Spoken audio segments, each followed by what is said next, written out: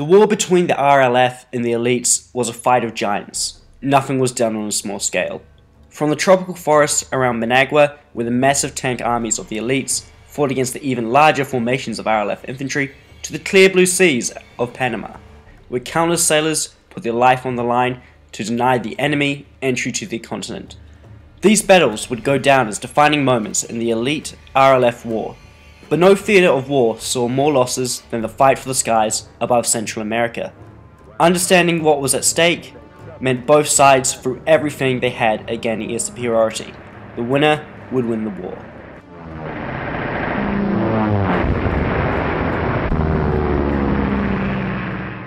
The calm before the storm. That idiom is the best way to describe Day 11. It was the only day that saw little action from both these giants. Both sides spent the day planning and coordinating within themselves and allies. Thus, this episode will cover how each side planned and prepared for the coming days.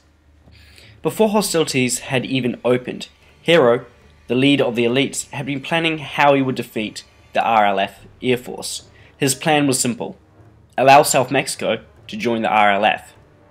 This would force the RLF to fight in southern United States of America, a more open area that's best suited to Hero's light tanks while disadvantaging the RLF, which had a majority infantry-based army.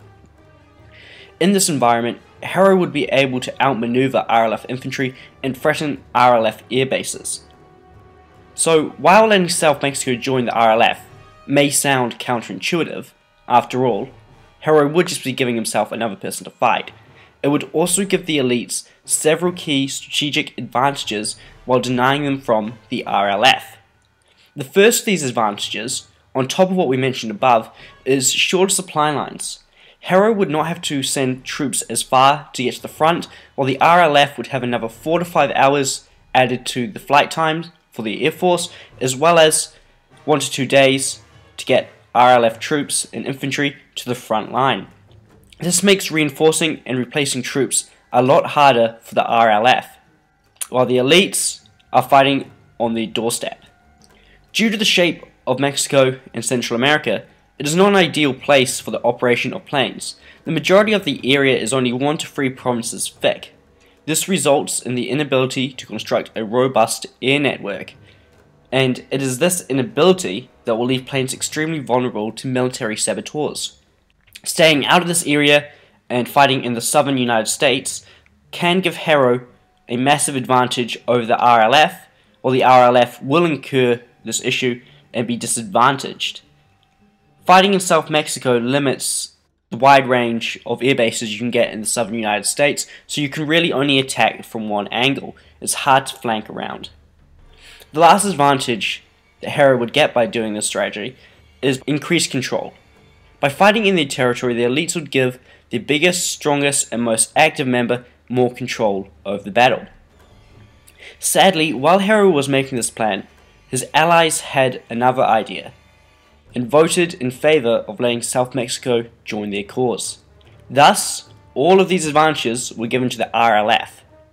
This resulted in the elites changing to a defensive strategy in order to save South Mexico and hold the area. This change in grand strategy turned the war into a war of attrition, which on paper, the elites should still win. In preparation for this, the elites looked outwards for economic support to further increase their economic advantage, while all members increased production of light tanks and aircraft. Resources and units were placed under Hero's command to increase cohesion and coordination. South Mexico also made some upgrades to its runway network to expand it in the southern regions to the RLF border, while starting the invasion of the Caribbean. The invasion of the Caribbean would act as a screen, denying the RLF easy access to the elite territory in Florida. It made sense to do this now. At this point, the research cap prevented the RLF Air Force from gaining the range required to cross the Caribbean Sea and support the Caribbean. The Caribbean was on its own. Meanwhile, the RLF was well aware of the situation, and were actually happy with it on a tactical level. The elites had chosen a battleground that not only suited the RLF, but disadvantaged themselves. However, on a strategic level, the RLF quickly saw the issues that would face them. The biggest issue was the chance that the war could become a war of attrition, and the numbers did not paint a pretty picture. The RLF was unable to match the economic output of the elites. This resulted in each member of the RLF becoming specialized in order to maximize their production.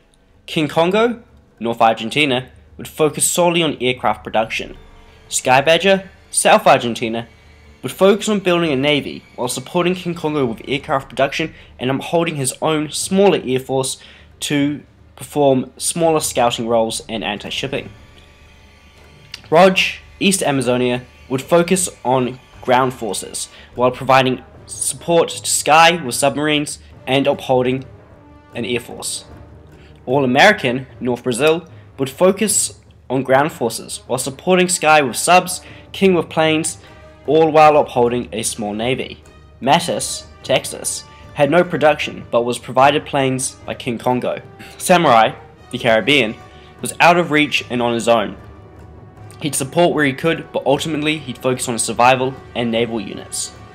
This approach increased the efficiency of the RLF economy, but it does have its downfalls, and we'll see this later on. In terms of strategy, the RLF was a lot more flexible and took a one step at a time approach. Ultimately though, the RLF aimed for a peaceful resolution that worked in the RLF's best interests. However, to get to the point of negotiating an unconditional surrender, the RLF first had to crush the elites, and the first step was securing Panama Canal and David. This would place the initiative firmly in the hands of the RLF while putting the elites on a back foot, while opening a safe passage north. This leads us to the first battle of the war, the Battle for Fort David.